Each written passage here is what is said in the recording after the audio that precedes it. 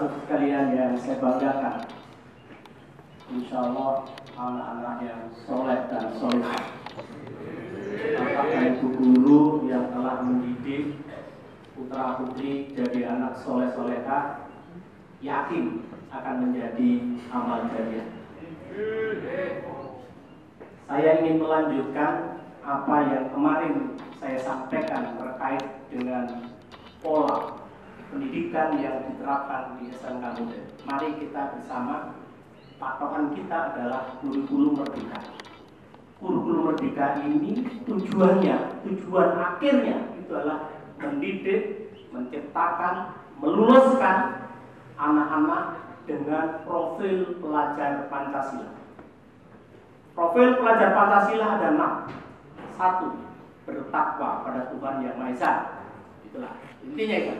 Oleh karena itu kenapa setiap pagi kita baca ya lalu kita sholawat Nabi, sholawat ya lalu kita baca Tuhan dan kita berdoa. Karena ingin mewujudkan tujuan profil yang pertama. Oleh karena itu kepada siapapun, apapun gurunya, itu harapannya menjadi contoh untuk bisa menjalankan ini, karena ini adalah profil pertama.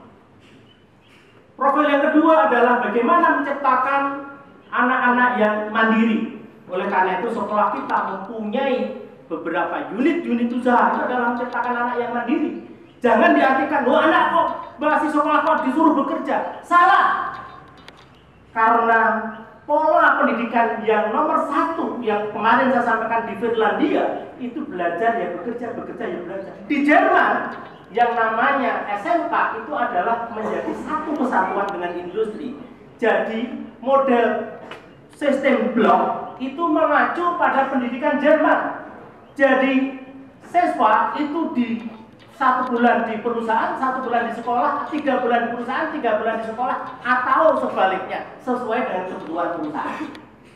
Di Indonesia diterapkan di SMK Mikael. Di sana siswanya nggak banyak, tetapi di sana punya namanya PT Admi. Selain punya Politeknik Admi. Maka apa hasilnya? Siswa di sana itu begitu kelas 2 itu sudah diijot, sudah diambil oleh perusahaan-perusahaan besar untuk diberi beasiswa melanjutkan dan nanti kontrak untuk bekerja di perusahaan.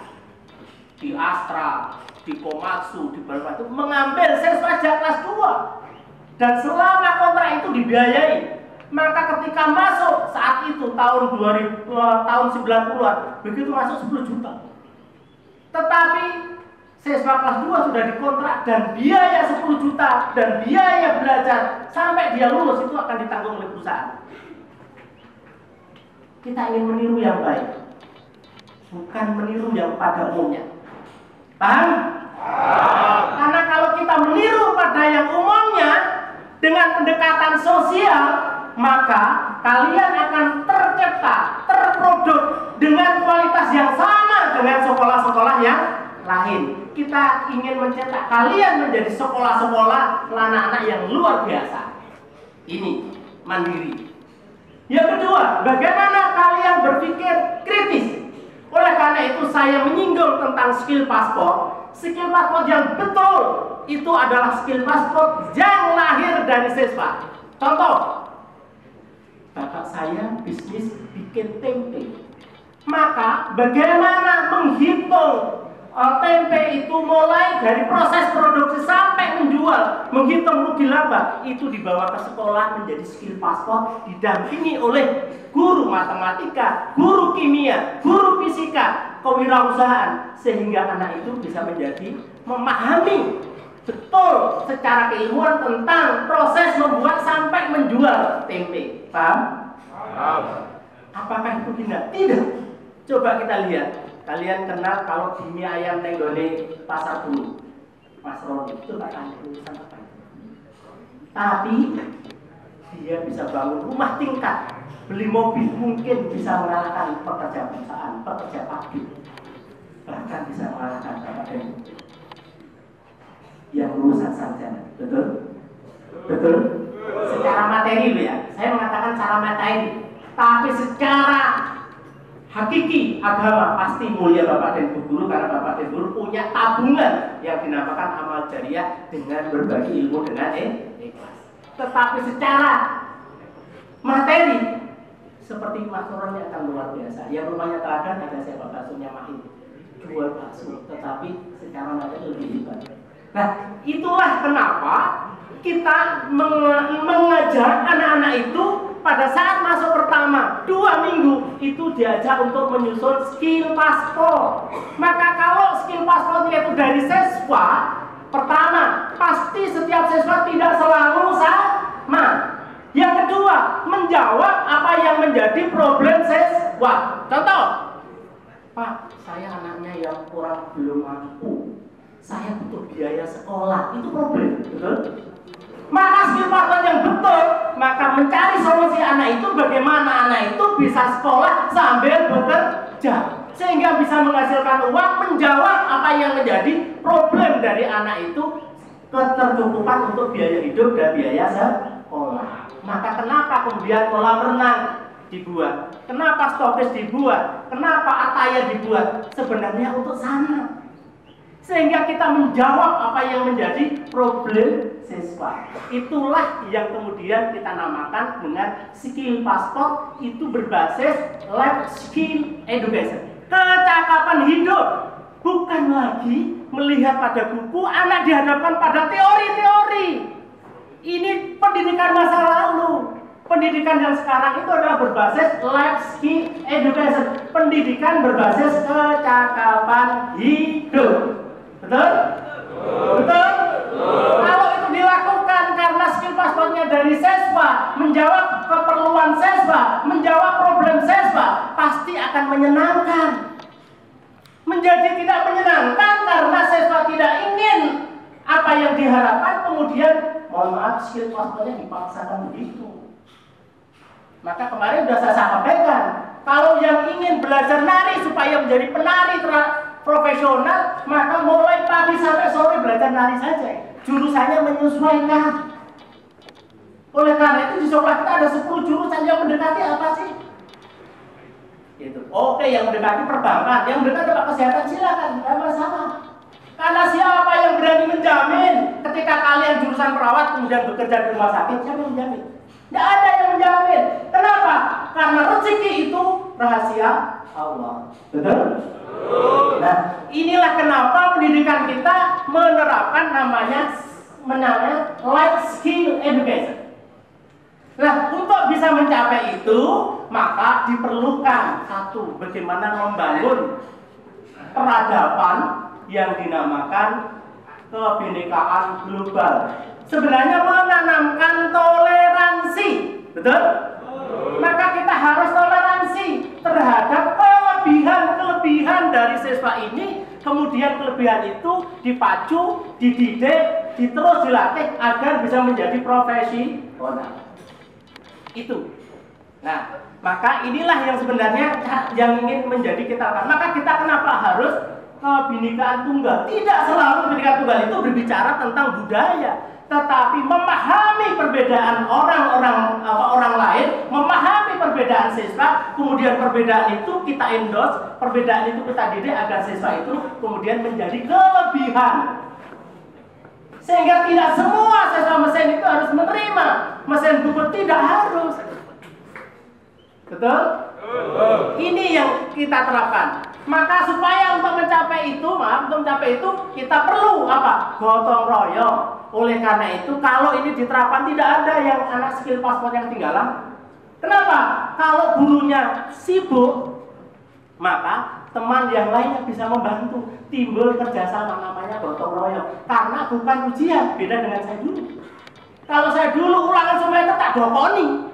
Kenapa? Karena saya ingin the best, saya ingin ranking 1. Betul? Saya dulu. Sekarang tidak. Sekarang ini bukan ujian. Yang dinilai adalah proses. Sama-sama mengerjakan skill paspor, yang satunya mandiri dengan waktu yang cepat, yang satunya lagi bisa menyelesaikan tetapi dibantu temannya, dibantu sampai guru, tentu nilainya berbeda. Betul? Itulah namanya kualitas. Ya. Kalau ini gerakan kurang apa? Ini yang kita lakukan.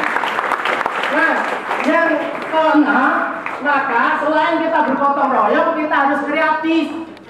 Kreatif kita itu kita tanamkan kreatif inovatif.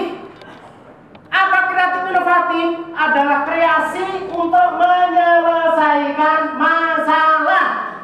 Bukan kreatif menyalahkan orang lain dan menambah masalah, enggak. Tapi mencari kreativitas untuk menyelesaikan masalah. Masalah siswa apa? Ayo kita selesaikan. Semua kalau kita mau jujur, masalah yang kita hadapi sekarang adalah masa depan anak-anak, betul? Rata-rata yang sekolah di SMA model ekonomi menengah ke bawah, betul? Ini yang sebenarnya harus diatasi. Oleh karena itu, kenapa kita membuat aneka macam bisnis? Loh Pak, bagaimana pembelajarannya? Saya melihat, kalau siswa rapi di kelas, apakah saya selalu senang? Tidak selalu. Dan kemudian masih ada jadwal. Ya ini bisa jadwal, saya itu jadi bingung. Ini paham atau tidak paham? Sebenarnya jadwal itu selesai di zona masing-masing. Contoh, pada hari ini Selasa dan Senin itu zona sains, maka 2 hari ini hanya sains. Mau diberi fisika semua silakan, diberi kimia silakan. 2 hari di perusahaan tahu silakan. Paham? Jadi tidak harus di kelas. Pada saat sains ini ada teman kita, tetangga kita produksi tahu. Maka mulai hari Senin sampai Selasa, anak-anak sains itu berada di pabrik tahu untuk mengamati, belajar, berlatih, membuat tahu. Betul? Betul? Boleh? Boleh! Kalau itu dilakukan asik, tidak mengumpul. Nah, itu sehingga anak-anak itu punya banyak keterampilan. Keterampilan hidup inilah yang dinamakan life skill education, pendidikan berbasis kecakapan hidup. Sehingga anak tidak tergantung pada perusahaan besar, tetapi anak akan siap mandiri dimanapun dia berada. Sama seperti santri-santri pondok itu. Santri pondok itu begitu ditempatkan di sana, bakul apa, itu bisa hidup. Nah, kita ini sedang mengarah ke sana. Oleh karena itu, kenapa tidak ada etanas? Kenapa tidak ada ulangan semester? Paham? Maka model seperti ini nggak sama dengan di sekolah lain. Ya, maka kurikulum merdeka dijabarkan oleh SMK menjadi integrasi antara literasi. Artinya kita memberi motivasi pada anak bahwa belajar sepanjang hayat. Belajar tentang kehidupan. Belajar tentang kehidupan disusun dalam skill paspor. Betul? Nah, ini yang sebenarnya kita lakukan. Maka kalau ini dilakukan, kita akan mengintegrasikan itu secara utuh dan kemudian anak-anak akan menjadi enjoy. Pak, saya belajar bahasa apa harus dalam ruang? Enggak. Dulu belajar itu di sini. Pak, boleh nggak jurusan bahasa belajarnya di alun-alun? Boleh, boleh. bersama Bapak dan Bu gurunya sambil rekreasi belajar tentang bahasa Inggris boleh. Coba belajarlah bahasa itu di Laksada Live. Coba Laksada, guys, ini ada baju bagus. Itu sebenarnya komunikasinya. Jangan sampai public speaking di sini nggak jelas. Anda belajar komunikasi kalah dengan pemain-pemain live Laksada. Laksada, betul? Laksada. Coba lihat itu, bagaimana dia menawarkan dengan gayanya santai, kemudian komunikatif. Nah, itu yang sebenarnya kenapa kita tidak namanya bahasa, tetapi komunikasi. Jelas? Apakah ini menjadi jelas dan kejelasan ini akan menjadi bersama untuk menuju yang terbaik di SMK ini.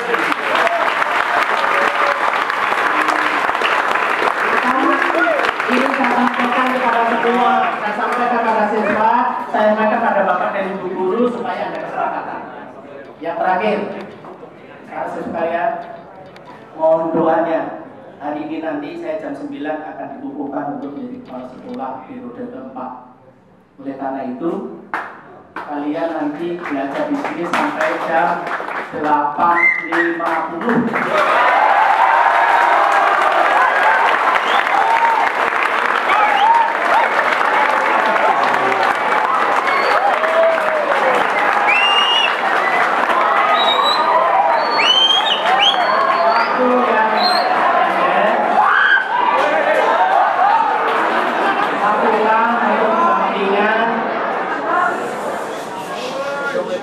Sebaik-baiknya karena speed paspor sudah terjadwalkan.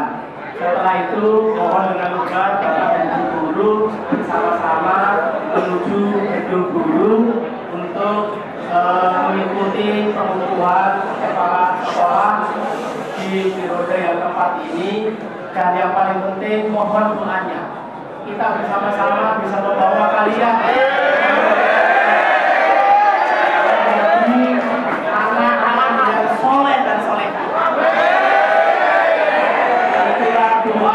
selalu saya panjatkan setiap ketika saya. Terima kasih sekali lagi, kebersamaan kita akan membawa kebaikan. Pola pendidikan kita sudah baik, jangan lagi diudik-udik. Yang perlu kita sempurnakan adalah implementasinya. Saya ulangi, para siswa sekalian, orang tuanya sampai disampaikan bahwa pola pendidikan SMK Model sudah baik. Berdasarkan penilaian dari Balai Besar Pengembangan Vokasi, maka kepada semuanya jangan memutek-mutek konsep ini. Yang perlu diperbaiki adalah konsep implementasinya atau pelaksanaannya. Ini yang bersama-sama untuk kita lakukan. Terima kasih. Selamat.